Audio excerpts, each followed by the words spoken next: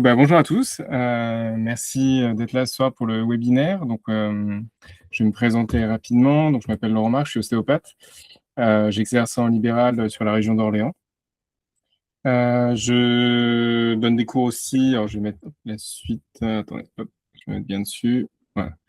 Je vais faire une petite déclaration de conflit d'intérêts. Je travaille en libéral. Je travaille aussi, je donne des cours en institut privé, en postgrad. Donc, j'ai donné cours déjà dans d'autres écoles à Rennes et à Nantes par le passé. J'ai aussi participé à une saison de cookie learning sur tout ce qui était posture. J'ai aussi écrit quelques articles pour l'Ostéomag sur des synthèses de congrès, de choses comme ça. Et actuellement, je donne encore cours à IDEO Paris sur tout ce qui est sémiologie et tout ce qui est lié à la recherche.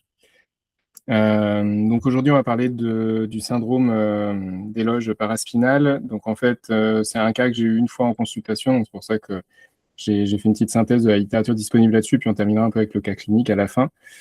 Donc le syndrome des loges paraspinales, donc c'est un syndrome des loges comme on en a ailleurs dans le corps, que ce soit au niveau des bras, des jambes, etc., qu'on va retrouver souvent sur des prises de masse assez importantes rapidement, avec souvent une intensité de l'entraînement.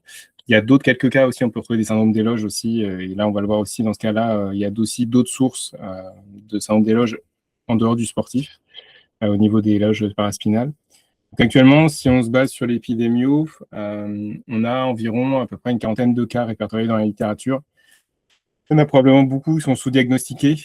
Pour certaines formes, notamment, on va voir, il y a deux formes possibles, aiguës ou chroniques. Donc des formes aiguës, on passerait rarement à côté vu le tableau clinique, on va le détailler après.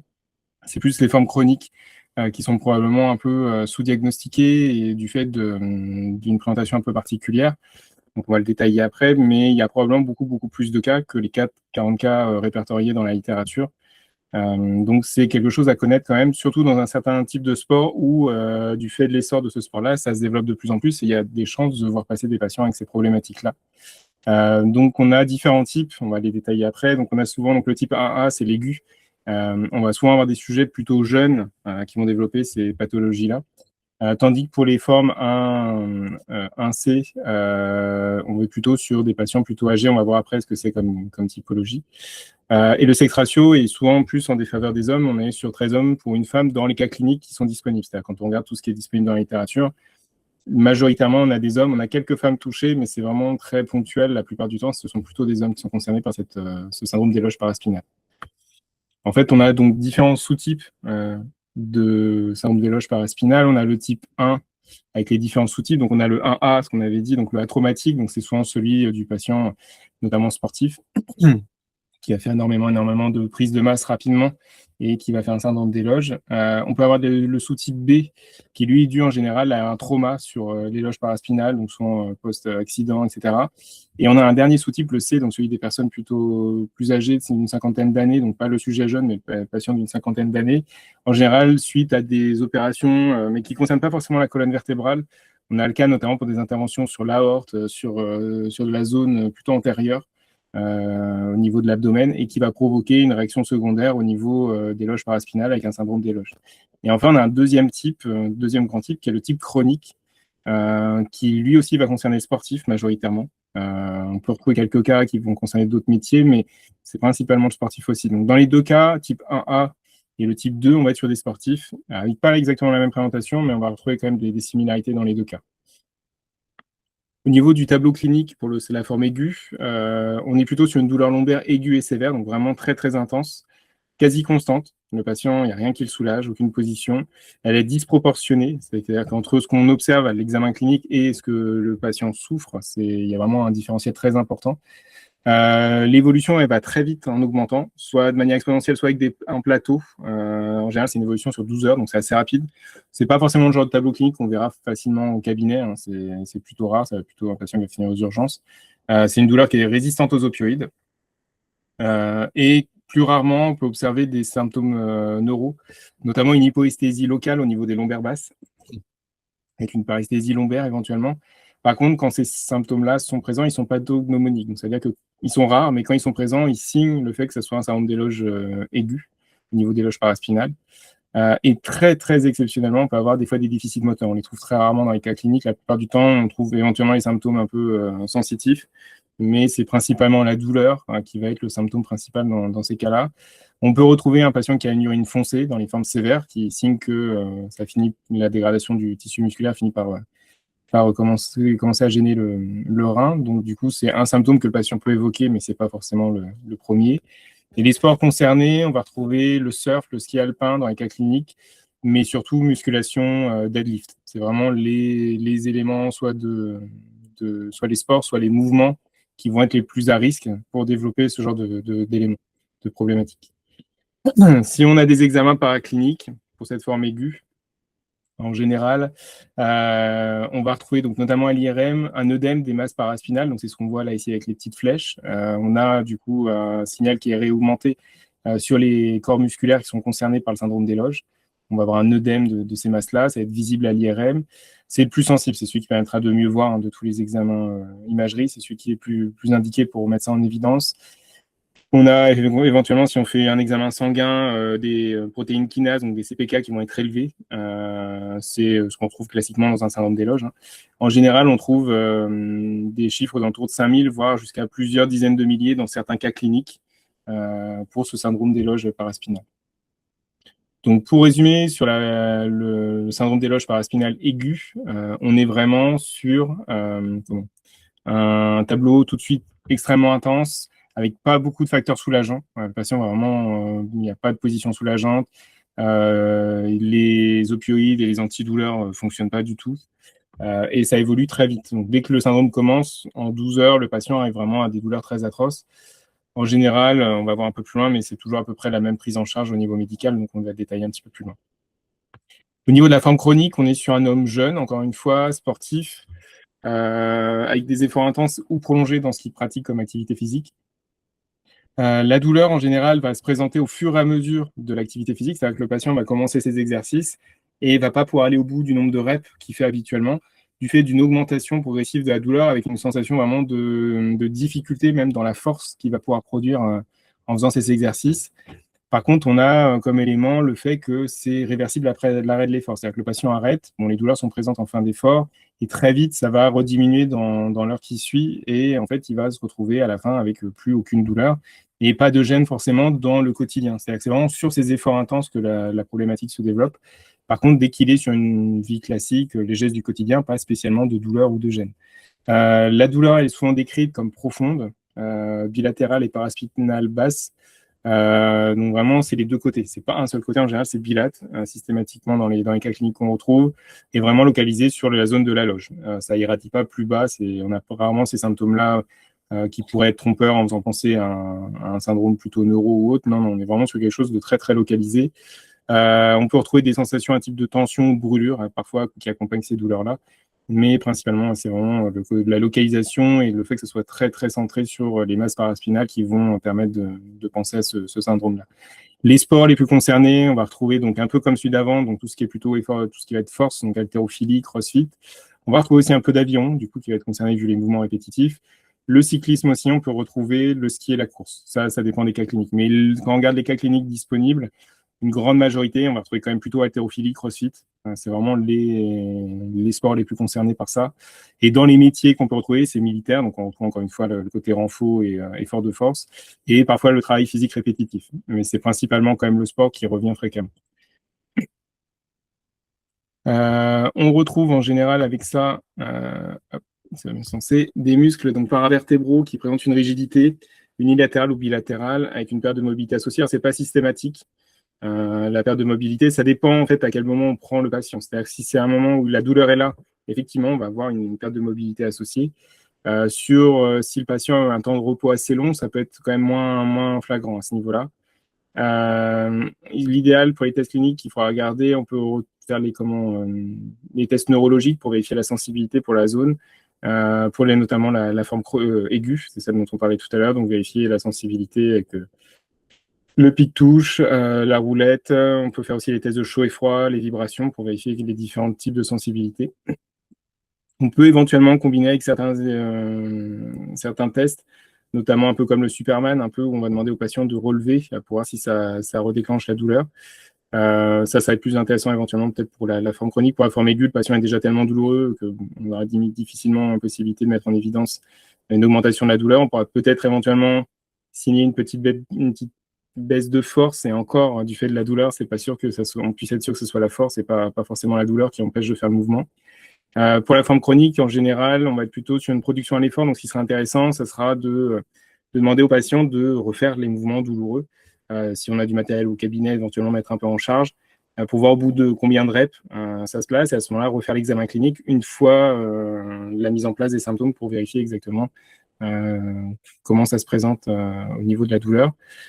Il y a aussi des mouvements qui vont être en capacité de redéclencher de la douleur. Je vais montrer après, il y a un tableau qui montre ça. En fait, on a, en fonction des positionnements du patient, des positions qui vont augmenter de manière drastique la pression dans la loge en fonction de différents mouvements. Donc, on va voir ces différents mouvements-là. Et ils sont plus spécifiques pour la loge que pour, par exemple, les problèmes neuro. On va le voir après. Donc, voilà. Il n'y a pas de déficit neurologique pour la forme chronique et l'amplitude de mouvement, elle est souvent normale, comme je vous disais, sauf si on reproduit la fatigue. Ça peut arriver qu'on ait une petite perte de mouvement, mais c'est quand même relativement léger. Sur les tests cliniques, donc toujours, donc il y a ce petit tableau dont je vous parlais. Si on regarde tout ça, donc si on regarde bien, hop, je ne sais pas s'il y a un pointeur ou quelque chose qui se voit, peut-être là. Du coup, donc si on regarde, donc ce qui nous intéresse nous, c'est ici Lumbar Compartment Syndrome. Donc on voit que la position allongée, bon, provoque rien de particulier. Par contre, on voit que la position neutre ou la flexion, et notamment surtout la flexion, va avoir tendance à augmenter la douleur, va augmenter la pression et donc éventuellement redéclencher la douleur. Là où l'extension augmente pas spécialement la pression tant que ça, la position assise non plus, le test d'élévation de la jambe, donc le LASEG, va pas déclencher spécialement d'augmentation de pression. Et je ne l'ai pas ressouligné là, mais la flexion qui était déjà qui augmente la pression dans les muscles lombaires, elle va être encore augmentée si on rajoute une charge. Donc, les tests qu'il faudra privilégier lors d'examen clinique du patient, c'est justement ces positions, le mettre debout en position neutre et éventuellement de proposer une légère flexion, voire de le faire avec la charge.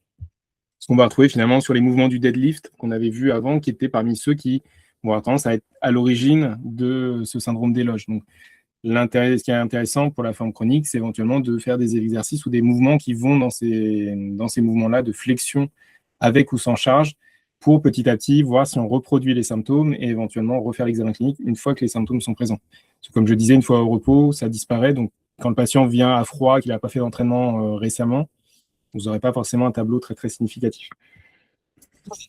Donc, la conduite à tenir quand on a ce genre de problématique qui se présente en cabinet, c'est évidemment de référer le patient pour avoir un avis médical, en précisant bien le tableau clinique dans le courrier. Ne pas hésiter à mettre quelques refs biblio en bas dans note de bas de page éventuellement pour expliquer sur quoi on se base pour réorienter le patient.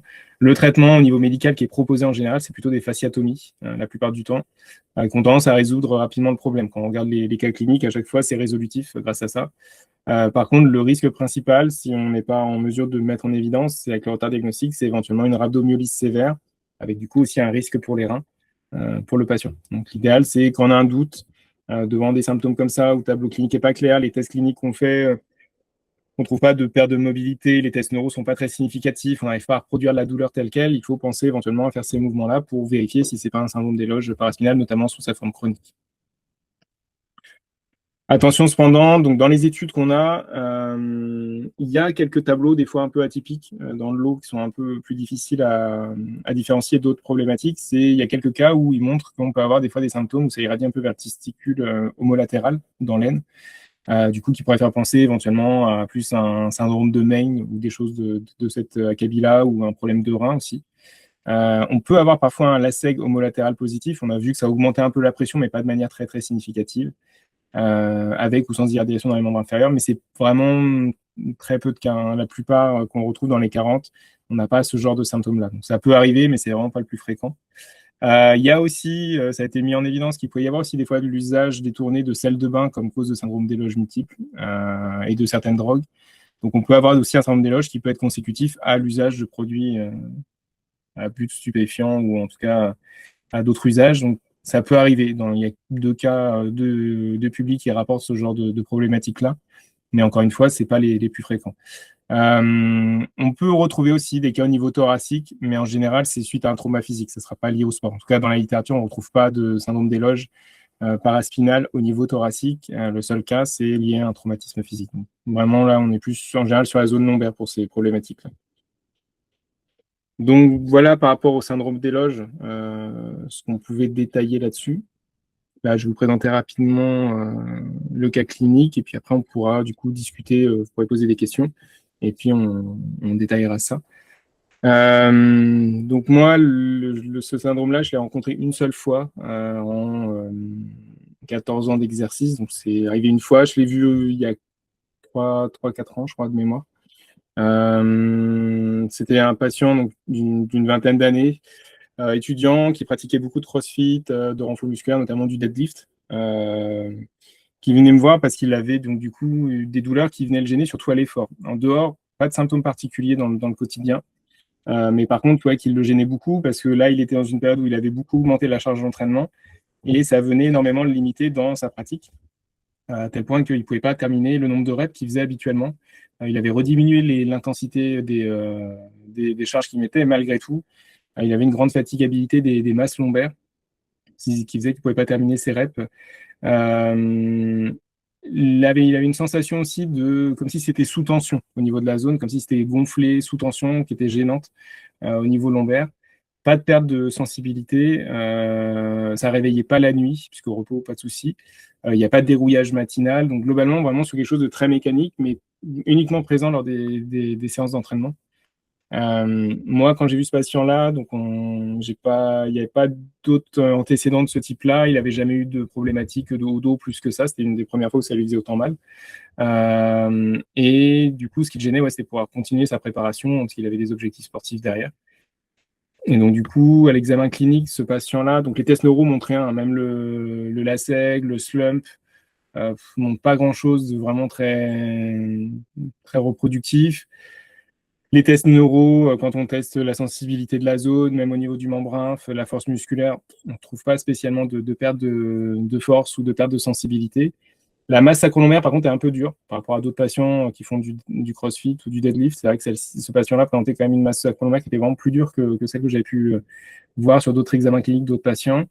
Il n'y a pas de perte de mobilité active ou passive sur la zone. Vraiment, c'est très léger. Ce n'est pas très flagrant en termes de mobilité quand on évalue. Ça n'a pas l'air d'être plus limité que ça. Par contre, la flexion du tronc, quand elle est vraiment marquée, ça augmente la douleur. L'extension, ça tend à être plutôt soulageant chez lui. Et la répétition de mouvements qui engage la zone, si on répète beaucoup de fois, au bout d'un moment, les douleurs finissent par revenir. Et à ce moment-là, le patient dit qu'il a vraiment de plus en plus de mal à vraiment essayer de soulever la masse. Donc, c'est difficile à savoir si c'est la douleur qui le gêne ou vraiment la perte de force musculaire, mais il y a vraiment une limitation à cause de ça. Donc, ce patient-là, vraiment, ne présente pas grand-chose d'autre. Et au vu de ce qu'on a pu retrouver chez lui, le fait de pas mettre en évidence de tests qui reproduisent la douleur, à part la flexion et la répétition de l'exercice et l'absence de symptômes neuro, du coup, c'est un patient que j'ai préféré réorienter vers son médecin pour des examens. Et c'est plus tard que j'ai eu un retour comme quoi on était vraiment sur un syndrome d'éloge. J'ai malheureusement pas eu de retour sur les examens paracliniques, donc je ne peux pas vous présenter plus à ce niveau-là, mais c'est le seul cas que j'ai vu passer. Tous les autres, j'ai pu voir en deadlift ou crossfit, c'était jamais des douleurs comme ça. Mais c'est le seul où vraiment, après avoir fait l'examen clinique, je ne voyais pas trop quoi proposer parce que je ne voyais pas grand-chose qui soulageait, sachant que c'est un patient qui avait déjà aussi essayé de la thérapie manuelle précédemment et que ça n'avait pas donné un gros effet. Là, il testait un autre professionnel pour voir si ça donnait plus d'effet. Et du coup, c'est pour ça, comme il ne voyait pas de solution, les médicaments, ça ne faisait pas spécialement d'effet.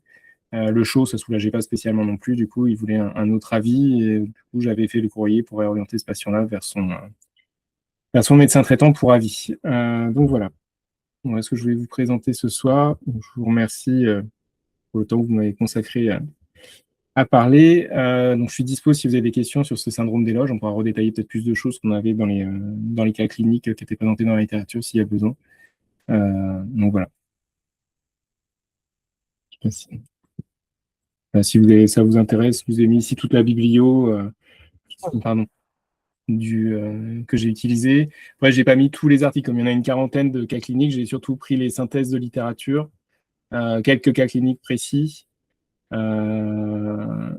Et quelques articles, là, notamment vous pouvez le trouver sur Internet facilement, rhabdomyolyse des urgences en pathologie musculo-squelettique, qui résume un peu toute la conduite à tenir par rapport à ce genre de syndrome.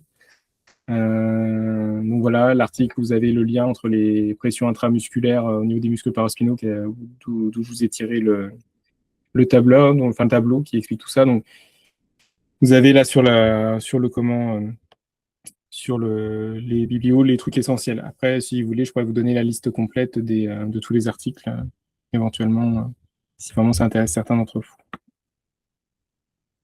Donc voilà. Donc, je suis à votre disposition si vous avez des questions sur ce syndrome des loges paraspinales. Je sais pas si. Est-ce que tu sais s'il y a des traitements aussi, comme pour le syndrome des loges au niveau des jambes, qui sont utilisés avec le Botox? J'en ai pas vu dans tous les cas cliniques, vu l'intensité des douleurs. En général, c'était plus des fasciatomies dans tous les articles que j'ai vu passer. J'ai pas vu de Botox justement par rapport aux autres cas, mais là, non. Chaque fois, fasciatomie. Je sais que moi, l'autre syndrome des loges que j'ai vu passer en cabinet, là, c'était plus au niveau des loges antérieures au niveau du tibia, au niveau de la loge fibulaire, où pareil, c'était fasciatomie. J'ai pas vu passer beaucoup de patients traités avec du Botox. Donc, dans ceux que j'ai pu voir passer en cabinet, à chaque fois, c'était plus des fasciatomies systématiquement. Je pense que ça dépend aussi peut-être de l'intensité du syndrome des loges. Je pense que ça va être en fonction de à quel point il est avancé ou pas.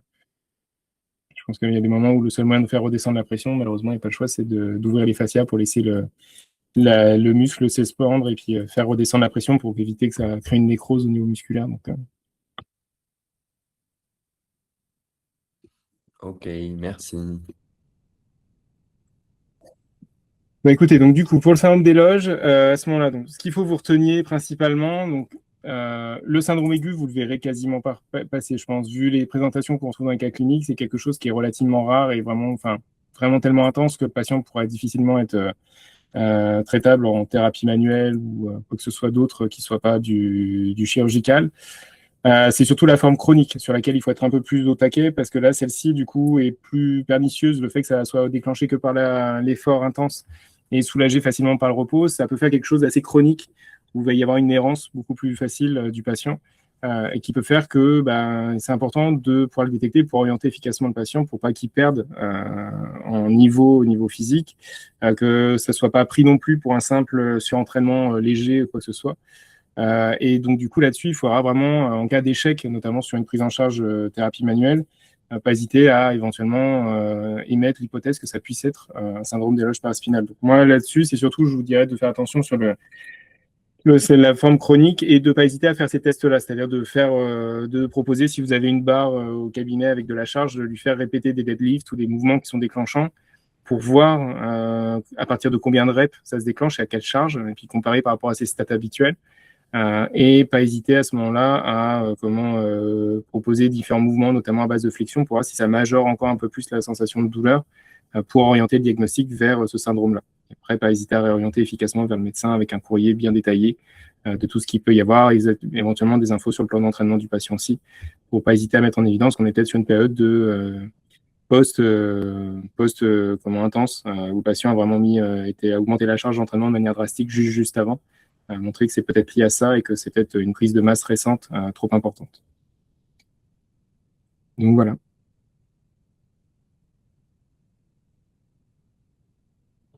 Écoutez, je vous remercie. Si vous n'avez pas d'autres questions, je vous remercie pour votre attention. Ah, il y a Luca Feucci. Ouais. Oui, question. Alors, même si tu nous dis qu'on va être plus amené à rencontrer des formes chroniques, dans les formes aiguës, les déficits sensitifs que tu peux éventuellement rencontrer, toi, de ce que tu as pu voir dans la littérature scientifique, ça concerne des territoires en particulier. Ça va être plus apparent, du coup, sur du pinceau, de la roulette, du chaud-froid type terme, ou vraiment ça peut être un peu mixte Alors, en termes dans de les cas présentation. cliniques que j'avais vu passer, c'était uniquement sur la zone des masses sacro-lombaires. Ça irradie pas plus bas, à part un cas où je vous disais où ça descendait un peu dans l'aine et éventuellement un peu dans la jambe, mais la plupart, c'est plutôt localisé que sur la masse sacro-lombaire, cette perte de sensibilité. Plutôt pic-touche, d'après ce que j'avais vu, il n'y avait pas d'infos sur le froid ou la vibration. Mais par contre, ouais, sur la sensibilité classique pic-touche, on va avoir une diminution par rapport à plus haut, plus bas. le patient va avoir plus de mal à le distinguer. Par contre, souvent, comme c'est souvent bilatéral, on ne pourra pas faire un comparatif droite-gauche. C'est vraiment par rapport à d'autres zones où le patient va dire non, cette zone-là me paraît vraiment endormie quand on passe le pinceau ou la roulette ou le pic, je ne vais pas le sentir. Et le déficit moteur, il est très difficile à mettre en évidence. Mais c'est surtout la perte de sensibilité localement. Éventuellement, on peut avoir pas forcément une anesthésie complète, mais en tout cas une diminution sur la zone où le patient a beaucoup plus de mal à sentir les tests qu'on lui fait sur le bas du dos. Mais c'est vraiment que sur la zone de la masse sacro-lombaire. Quand on regarde la description du cas clinique, c'est vraiment très très localisé et ça ne s'étend pas ailleurs. Ok, super, je te remercie. Je t'en prie. Bon, bah, écoutez, du coup, je ne sais pas si vous avez d'autres questions. Ah, non. Bah, écoutez, à ce moment-là, je vous... Ah si, Benoît. Non,